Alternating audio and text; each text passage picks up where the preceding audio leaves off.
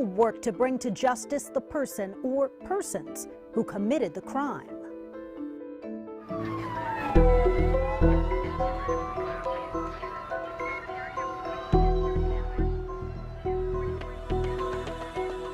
It was almost as if the whole town hurt the night of December 6th. The news was unreal. 4 teenage girls, each shot in the head and severely burned. Their bodies left inside a local yogurt shop. I mean, you don't ever think anybody's going to come into a yogurt place and shoot you. I mean, we live between the bookends of time, and their short chapters have begun, and they have ended too soon. 17-year-old Eliza Thomas and 17-year-old Jennifer Harbison worked at the store. Her sister, 15-year-old Sarah Harbison, and 13-year-old Amy Ayers were visiting. They were each shot in the head and severely burned in the fire, which was apparently set by the same person or persons who committed the murders. And I want them to look me in the eye, and I want them to tell me why they did that. Their day's going to come. If I don't get to see it, they're going to have their day of facing someone.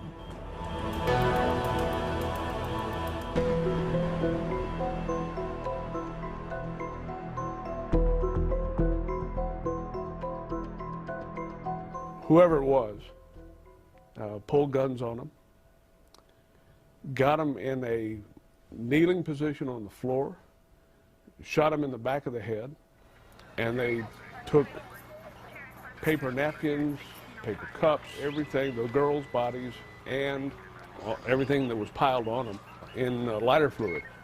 The fire was so intense, it destroyed a lot of evidence.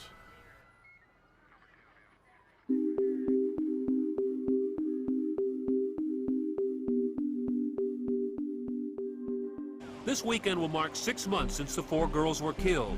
Since then, police say they've talked to some 3,000 people about the crime, but still no solid lead. More than 100 co-workers, friends, and even some who don't know the families of the 4 girls stood in line waiting for their chance to help. You need to find 3 people to go with you. Inside the packets are the tools to canvass the neighborhood near the yogurt shop, keeping the memory of the girls and the crime alive. It just breaks my heart. I have daughters. They're 17 and 12, and it could have easily been them. For Donna Robinson and her daughter Tracy, there is pain. There's also anger and determination. We're walking the neighborhoods today, handing out flyers and putting out white ribbons in an effort to find the murderers of the girls that were killed, and I can't believe it's yogurt. Mom, is that fine? That's great, honey. I hope they realize we're not going to give up until they're found. These high school students are some of the dozens who joined forces at 5 area malls today. For those who knew the girls, handing out these flyers is part of the healing. It helps just a lot to feel that I'm actually a part of it, to help to capture this person, because I want to see these people put behind bars. We are offering today a $100,000 reward for information that leads to the conviction of the killer or killers. ATF, the DA's office, everybody was getting frustrated because they hadn't gotten anybody yet.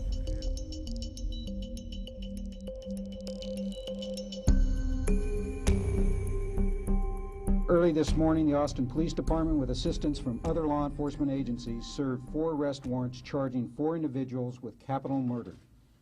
2 of the 4 arrested were Michael James Scott, age 26, from Buda, Texas; Robert Burns Springsteen, age 26, from Charleston, West Virginia. Now, you've been living here in Charleston for quite some time. What have you been doing? Working, living my life. They got Michael Scott and Springsteen, Robert Springsteen, to sign confessions after long interrogations.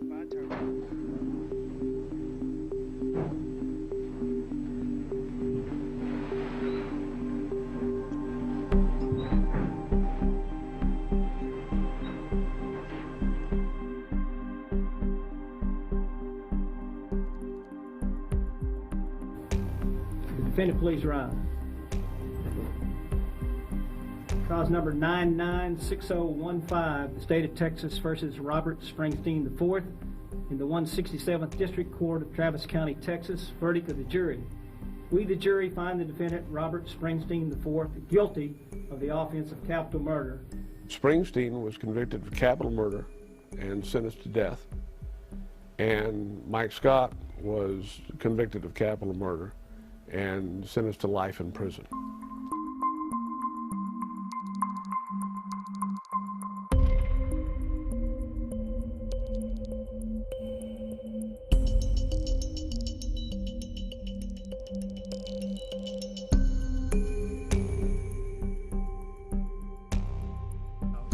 It's wonderful, and I'd like to thank God and my families and my attorney for this opportunity. Thank you. With those words, Robert Springsteen walked away from the Travis County Justice Complex a free man. There was a smile on Michael Scott's face as he walked out of the Travis County Jail. His wife held on to his arm. His team of lawyers walked at his side. The big day will be when 12 people declare my husband not guilty, so that this nightmare for our family is over and the state can start pursuing the actual perpetrators and give those girls' families some peace. I remain confident that Robert Springsteen and Michael Scott are both responsible for the deaths at the yogurt shop. A mystery piece of DNA showed up as part of the continuing investigation, and they couldn't put it on any four of those guys. It would not be prudent to risk a trial until we know the nature of the involvement of this unknown male.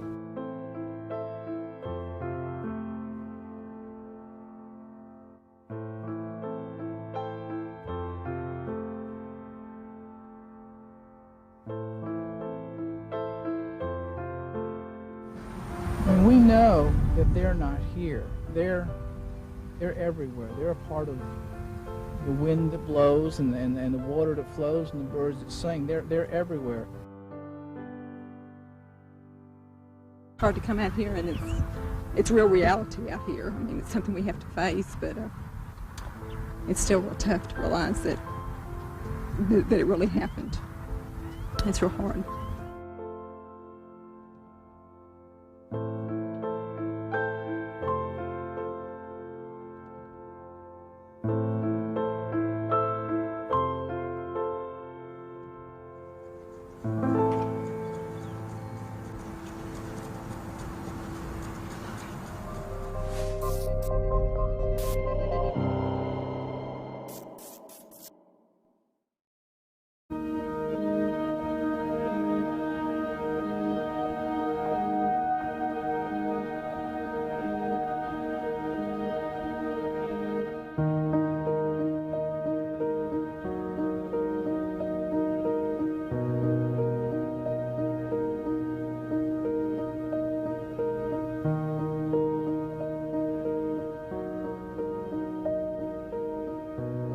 This was at a time when this didn't happen in Austin.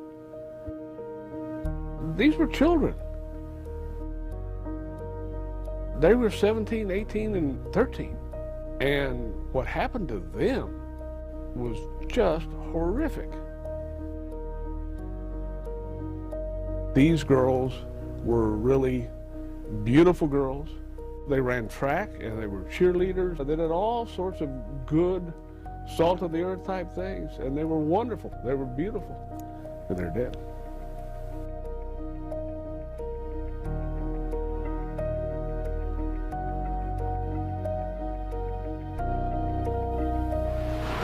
A backyard wedding in 1989. It was here at her mother's wedding that most of what little home video there is of Eliza Thomas was taken. Cutting up in front of the camera, or some quiet time with mom on the couch, are some of the few video memories there are of 17-year-old Eliza. Eliza wanted to be a model, and she loved country and western music and dancing. I guess the thing that I miss the very most is when she and her friend Michelle would go out dancing, and Michelle would come over and they'd spend about an hour or so getting ready, you know, and then they had this ritual of taking pictures of each other. They'd put their arms around each other and then hold the camera. One would hold the camera and click, and then the next one would do it. I can't believe the level of their desperation, wanting to know who did this, and their desperation wanting not to believe that their daughters had been killed. You know, Barbara, now Ayres Wilson, lost her entire heritage, both of her daughters. Oh, these balloons here are from Sarah's last birthday. Barbara and Frank Sarassi spend a lot of time in their daughters' rooms. The girls, close in age and the things they like to do, had their individual activities as well. Jennifer and Sarah shared a passion, FFA, raising sheep. And the funny thing is, they really just love those animals in the first and second place because they just love them. We got pictures of them just kissing them on the face and nose to nose with these lambs. They're so funny. Gosh, they're funny. As a matter of fact, this is Jennifer's pin from the yogurt store for her uniform. I didn't even know that was here. We had a herd yesterday that ran through 40 deer. They are just past. Yeah, there's lots of deer. Wow. Oh my goodness, they're so beautiful too. I believe that the people that they arrested are the right people, even though they're out, they're not in jail. That we will be blessed with an answer, and it may not even come until I'm gone. But like I said, it won't affect me either way because my children are gone and they're not coming back to me. I have memories of them, and that's what I hang on to. So what do you want people to know about Barbara today? That I'm well, you know, that God's blessed me and He's given me 7 grandchildren, and I'm good. I'm really, really good. Jennifer and Sarah are always with me, and I think that I've made the best of the worst situation. I think, you know, I may be wrong, but I think I've made the best of the worst situation. If there was ever anyone who was nearly born in the saddle, it was Amy Ayers. Raised on ranches in Cleburne and Jacksboro, Amy was a little self-conscious about being a cowgirl when her family moved to Austin in 1985. What does this room reflect of her? Well, I think it shows you some of her interests. George Strait, he's on every wall here in the room. She was an animal lover. She really loved cats, and horses were probably her favorite of the animal. We're suffering every day. It's not getting any better. I hate to say, they tell me in time it will, but it's not any better today than it was the Saturday morning that they told me that it had happened. As far as the case goes, I can't fix it. I can fix everything else, but I can't fix this, and that eats at you. But all in all, hey, I'm not pushing up daisies yet, so you just, like she said, you just got to, day at a time. And I think about her every day. I mean, when I see my daughter-in-law with my daughter-in-law's daughter, my granddaughter, my grandson, my son. Makes you wonder where we'd be if Amy was here. Oh, I think about it all the time. What fun we'd be having. What if they did have cousins? That's what hurts. There are happy moments, but they're sad ones. And just something you have to learn to live with. And this is the hand that we were dealt, and they are not going to take anything else from me. I've got 2 grandkids, a son and a daughter-in-law that keep me going. If it wasn't for them, I don't know where I'd be, but we're making it. We've come a long ways. We've always had a good marriage, and I can't say that this has damaged it in any way. If anything, it's made us stronger together.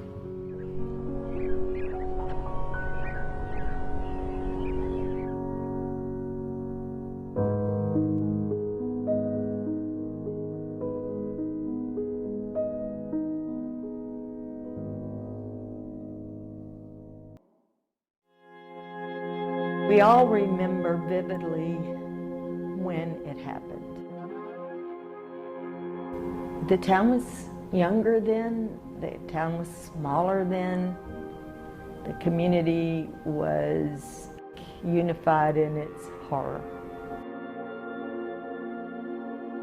You take a look at the pictures of those girls, and for those of us who've seen the crime scene photos, you can't get it out of your mind. You know, the fire department is coming to put out a fire, so they begin doing what they do and putting large volumes of high pressure water into what is now, we would later determine, to be a crime scene. So the investigators that had this case originally started from way behind the curve, and it's just a very difficult case to try to work.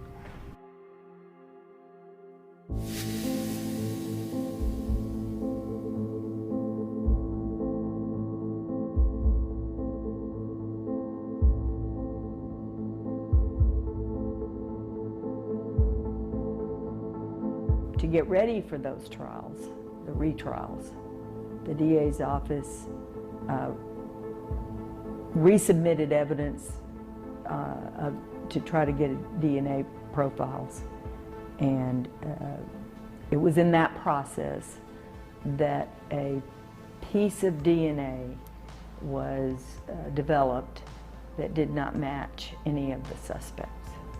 The decision was ultimately to dismiss the case as pending further investigation, namely trying to identify that little piece of DNA. The APD cold case unit picked the case back up and decided we need to take a fresh look at all of this. Once they picked it up, they came and met with me, and I hadn't been in office very long. They asked us to meet with the families of the girls, which we did. The purpose of that meeting was really just to say to them, we will never give up on this case. We will never give up. And we're not.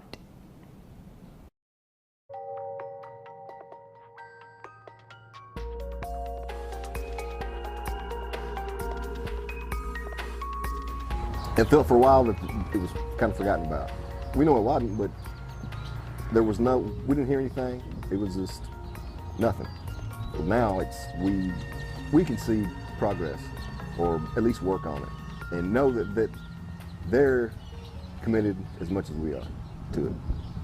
I mean, it is horrific to these families. They've been tortured day after day, year after year, and those girls deserve some kind of justice. It's not going to bring them back, but at least we will know what has happened, and people can pay for the crime that happened that day. The cold case unit is located in North Austin. When you walk in the front door of the cold case unit, there are the pictures of the 4 girls framed with a little synopsis of each girl. So when we walk in, we see the girls' pictures, we see the images of the yogurt shop and the scene, and it's a reminder at the beginning of our day, at the end of the day, of what we're here working on. We're working with the Travis County District Attorney's Office on a regular basis moving forward on this case, and conferring with and meeting with members of the scientific community that are schooled in DNA, that understand the current technology that's available, the current tests that are available, how we could try and identify this sample that you're speaking of. The issue that we run into now is that the sample that we have is not of a quality that we are able to utilize those technologies today. It's our hope that the technology will catch up and be able to process the evidence that we have in this case, or that we'll find a new piece of evidence that may come forward from someone. You know, we're a family that doesn't give up, and we will continue to annoy, irritate, call, text, email the DA's office, the police station, till something happens. And we would like the public, if they know any information, if you don't think it's worth anything, just call. And you can call the Austin Cold Case, homicide unit. His name is Ron Lara. You can call him and tell him what you know, even if you think it's nothing. You know, we are still interviewing people. We still get tips on this case. And I think that's a good, important thing to remember, that, with a case like this, we believe there's someone out there who could know something that could be helpful, and could be helpful for this investigation. They are very confident. They are very optimistic. They are very frustrated. They're also very passionate about it. They believe that this case is going to get solved.